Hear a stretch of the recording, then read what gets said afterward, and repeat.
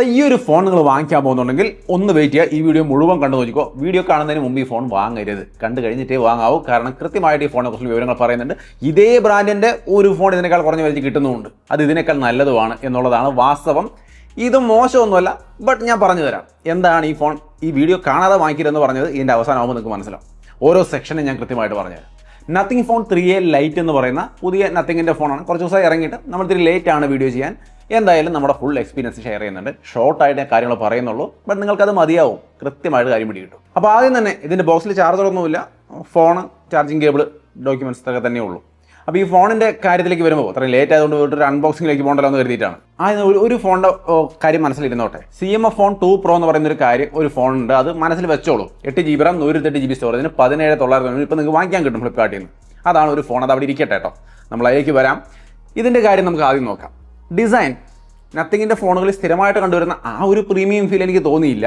ഒരു നല്ലൊരു ഫീലുണ്ട് അതിന്. ഇത്തിരി നല്ലതാണോ, വലിയ ലക്ഷറി ഒരു സംഭവം എന്ന് പറയുമ്പോൾ ഒരു നല്ല ഫോണിൻ്റെ ഒരു ഭംഗി പൊതുവെ അവരുടെ എല്ലാ ഫോണുകൾക്കും കിട്ടിക്കണ്ടിട്ടുണ്ട്.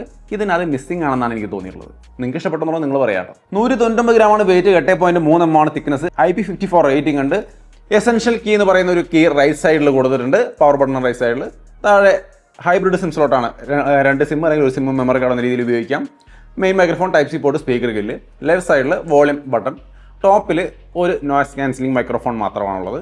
സോ അപ്പോൾ ഇങ്ങനെയാണ് ഇതിൻ്റെ ഒരു overview. In display finger print sensor ആണോ, യാതൊരു പ്രശ്നമില്ല. വളരെ ഫാസ്റ്റ് ആയിട്ട് വർക്ക് ചെയ്യുന്ന in display finger print sensor. So അപ്പോൾ ഇതാണ് ഇതിൻ്റെ ഒരു മൊത്തത്തിലുള്ള ഓവർവ്യൂ. ഡിസൈനിൽ വലിയ സംഭവമൊന്നും പറയാനില്ല, പക്ഷേ നന്നായിട്ടുണ്ട്, മോശവും പറയാനില്ല. അതെന്തുകൊണ്ട് അങ്ങനെ സംഭവം പറയാനില്ല എന്ന് പറഞ്ഞു ചോദിച്ചു ഞാൻ നേരത്തെ പറഞ്ഞു. CMF ഫോൺ 2 Pro അതുമായിട്ട് ഇതിനേക്കാൾ കുറച്ചുകൂടി നന്നായിട്ട് എനിക്ക് പേഴ്സണലി ഇഷ്ടപ്പെട്ടതുകൊണ്ടാണ് ഞാനത് അങ്ങനെ പറഞ്ഞത് കേട്ടോ. സോ ഇത് കൊള്ളാം, മോശമൊന്നുമില്ല. ഡിസൈനിൽ വലിയ കഥയൊന്നുമില്ല, അത് അവിടെ നിൽക്കട്ടെ. ഇനി പെർഫോമൻസിലേക്ക് വരുമ്പോഴാണ് നമുക്ക് കാര്യങ്ങൾ പറയാനുള്ളത്. ഇതിൻ്റെ പെർഫോമൻസ് അത്യാവശ്യം നല്ലതാണ്. 120 FPS വരെ നിങ്ങൾക്ക് BGMI കളിക്കാം. അൾട്രാ എക്സ്ട്രീം ഒക്കെ സപ്പോർട്ട് ചെയ്ത് ഞാൻ അവിടെ കളിച്ചും കാണിച്ചിരുന്നുണ്ട്. നടപടിയാകുന്നുണ്ട്, സംഭവം കൊള്ളാം. Dimensity 7300 Pro 5G എന്ന് പറയുന്ന പ്രോസസ്സറാണ്. നത്തിങ് OS 3.5 ആണ് വരുന്നത്. Android 15 ബേസ്ഡ് ആണ്. 3 വർഷത്തെ ആൻഡ്രോയിഡ് അപ്ഡേറ്റും 6 വർഷത്തെ സെക്യൂരിറ്റി അപ്ഡേറ്റും കമ്പനി ഓഫർ ചെയ്യുന്നുണ്ട്. സോ ഒരു 6 വർഷം വരെയൊക്കെ വേണമെങ്കിലും ഉപയോഗിക്കാമെന്നാണ് ഉദ്ദേശിക്കുന്നത്. പിന്നെ ഇവിടെ UFS 2.2 സ്റ്റോറേജ് ആണ് വരുന്നത്. LPDDR4X RAM ആണ്. അത് 20,000 രൂപ 15,000 രൂപയുടെ ഇടയിലൊക്കെ വരുമ്പോൾ ഒരു ഡീസൻ്റ് ആയ സെറ്റപ്പ് തന്നെയാണ്, പ്രശ്നമൊന്നുമില്ല. സോ അപ്പോൾ ഇതിൻ്റെ പെർഫോമൻസ് ടോട്ടലി നല്ലതാണ്. നമുക്ക് സാധാരണ യൂസിനായാലും വലിയ വിഷയങ്ങളൊന്നുമില്ല. നമ്മൾ ഈ പറഞ്ഞ പോലെ ഗെയിമിങ്ങിനും പ്രശ്നമൊന്നും ഉണ്ടായിരുന്നു. ഗെയിം കളിച്ച് കാണിച്ചു തന്നു, ഇവിടെ കാണാം നിങ്ങൾക്ക്. അത്യാവശ്യം നന്നായിട്ട് ഗെയിം കളിക്കാൻ പറ്റുന്നുണ്ട്. സോ BGMI കളിക്കാനോ കോൾ ഓഫ് ഡ്യൂട്ടി കളിക്കാനോ ഒക്കെ നിങ്ങൾക്ക് ഇത് ഉപയോഗിക്കാം. നല്ല ഫോണാണ്. ഈ ഒരു പ്രൊസസ്സർ മോശമല്ല. സോ അപ്പോൾ നല്ല പെർഫോമൻസ് ഉണ്ട്. UIയിലുള്ള എക്സ്പീരിയൻസ് നിങ്ങൾക്ക് ഇവിടെ കാണാം. വളരെ സ്മൂത്തായിട്ട് ആപ്ലിക്കേഷൻ, ആപ്പ് ഡ്രോ അല്ലെങ്കിൽ കൺട്രോൾ സെൻറ്റർ എല്ലാം കൃത്യമായിട്ട് വർക്ക് ചെയ്യുന്നുണ്ട്. വിഷയമൊന്നുമില്ല, വളരെ സ്മൂത്താണ്. പിന്നെ എസെൻഷ്യൽ കീ എന്ന് പറയുന്ന കീ നമുക്ക് സ്ക്രീൻഷോട്ടൊക്കെ ഇൻസ്റ്റാന്റ്ലി എടുത്തിട്ട് നോട്ടിലേക്ക് സേവ് ചെയ്യാൻ പറ്റുന്ന ഒരു സംവിധാനമാണ്. ജസ്റ്റ് ആ കീയിൽ ഒറ്റ പ്രസ് ചെയ്താൽ അപ്പോൾ തന്നെ സ്ക്രീൻഷോട്ട് എടുക്കും. ഒരു പ്രസം കൂടി കൊടുത്താൽ ഈസി ആയിട്ടങ്ങ് സേവ് ആവും. പിന്നെ ആപ്പ് ഓപ്പണിംഗ് സ്പീഡൊക്കെ ഇത്തിരി സ്ലോ ആണ്, ബട്ട് സ്മൂത്ത് എന്ന് പറയാം. അതിന് ചില നേരത്ത് ടച്ച് ചെയ്താൽ ഓപ്പൺ ആവാൻ ഇത്തിരി ലേറ്റ് ആവുന്നുണ്ട്. കണ്ടോ, ഞാൻ ഈ ആപ്പ് ഇങ്ങനെ വേഗം തുറന്നതിൽ ഒരു തവണ ഇങ്ങനെ മെസ്സേജിൻ്റെ അവിടെ ഒരു ആപ്പ് ഇങ്ങനെ തുറന്ന് കുറച്ച് കഴിഞ്ഞിട്ട് അത് ഓപ്പൺ ആവുന്നത്. അങ്ങനെ ചില സംഭവങ്ങളുണ്ട്, മൈന്യൂട്ട് സംഭവങ്ങൾ. ബട്ട് ഓവറോൾ യൂസർ എക്സ്പീരിയൻസിൽ പ്രശ്നമൊന്നുമില്ല. നല്ല പെർഫോമൻസ് ഉണ്ട്. CMF ഫോൺ 2 Pro 17,490 വരുന്നുള്ളൂ. അതിൻ്റെ കറക്റ്റ് വില 17,490 ആണ്.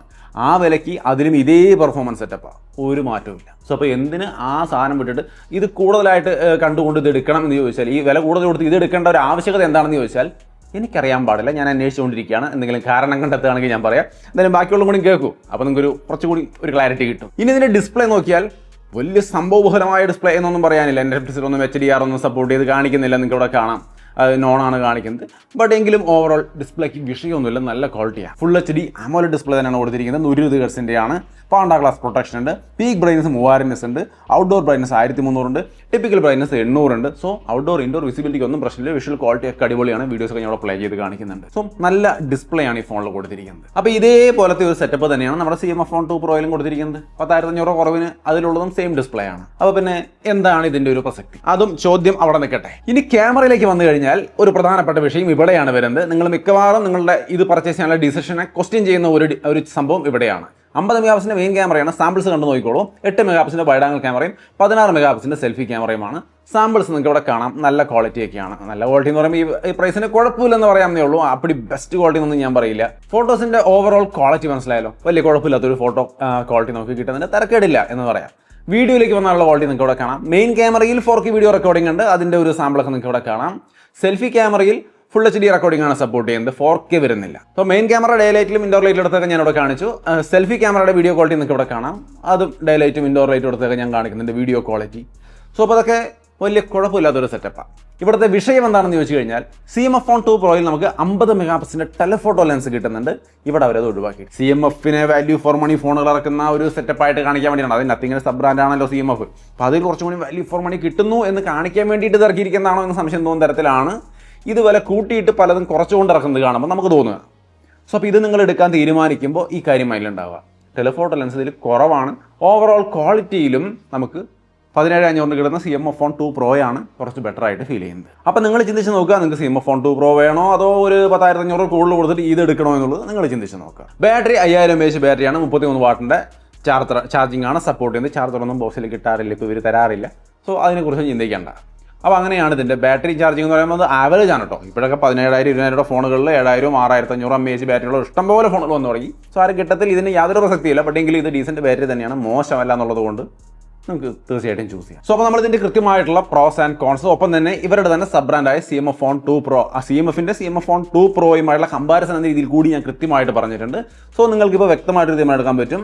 ഇതിനേക്കാൾ എൻ്റെ പോയിന്റ് ഓഫ് വ്യൂ ഈസിലി പറയാം, എനിക്ക് അത് തന്നെയാണ് വാല്യൂ ഫോർ മണി, ബെറ്റർ ആയിട്ടുള്ള ക്യാമറ സ്പെക് അടക്കം കിട്ടുന്നു. ബാക്കി എല്ലാ ഘടകങ്ങളും അതിലുള്ളതുകൊണ്ടും ഡിസൈനും എനിക്ക് ഇതിനേക്കാൾ കുറച്ചും കൂടി നന്നായിട്ട് അത് തോന്നിയതുകൊണ്ടും എനിക്ക് അത് തന്നെയാണ് എൻ്റെ മനസ്സിൽ ഈസി ആയിട്ട് ഞാൻ അതേ ചൂസ് ചെയ്യുള്ളൂ.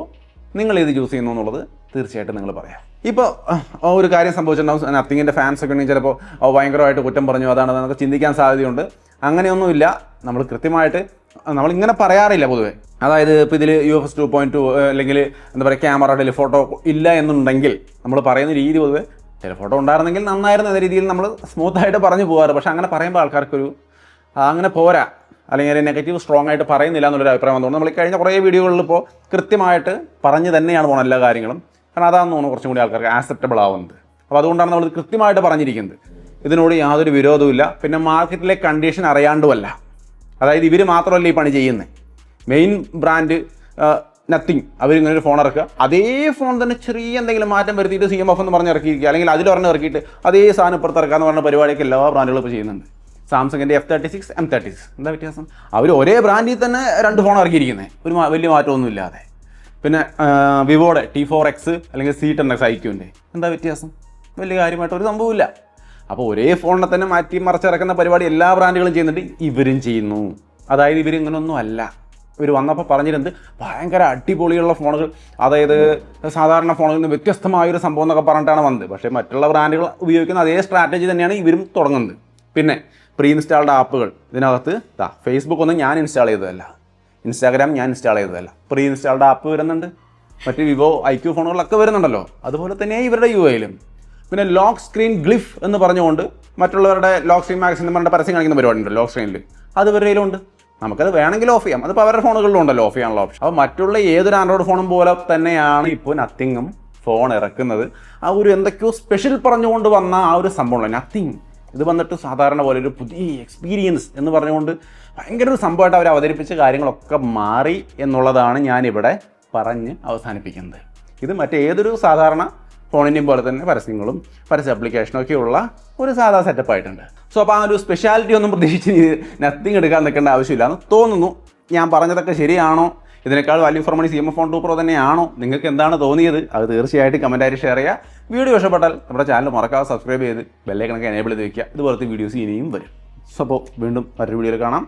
ഷോർട്ടായിട്ട് കാര്യങ്ങൾ പറഞ്ഞോളൂ, കാരണം ഒരുപാട് ലേറ്റ് ആയതുകൊണ്ട് വല്ലാണ്ട് ഡീറ്റെയിലേക്ക് പോകണമെന്ന് വിചാരിച്ചിട്ടാണ്. അപ്പോൾ വീഡിയോ ഇഷ്ടപ്പെട്ടാൽ ലൈക്കും ഷെയർ ഒക്കെ ചെയ്യുക. വീണ്ടും ഒരു വീഡിയോയിൽ കാണാം.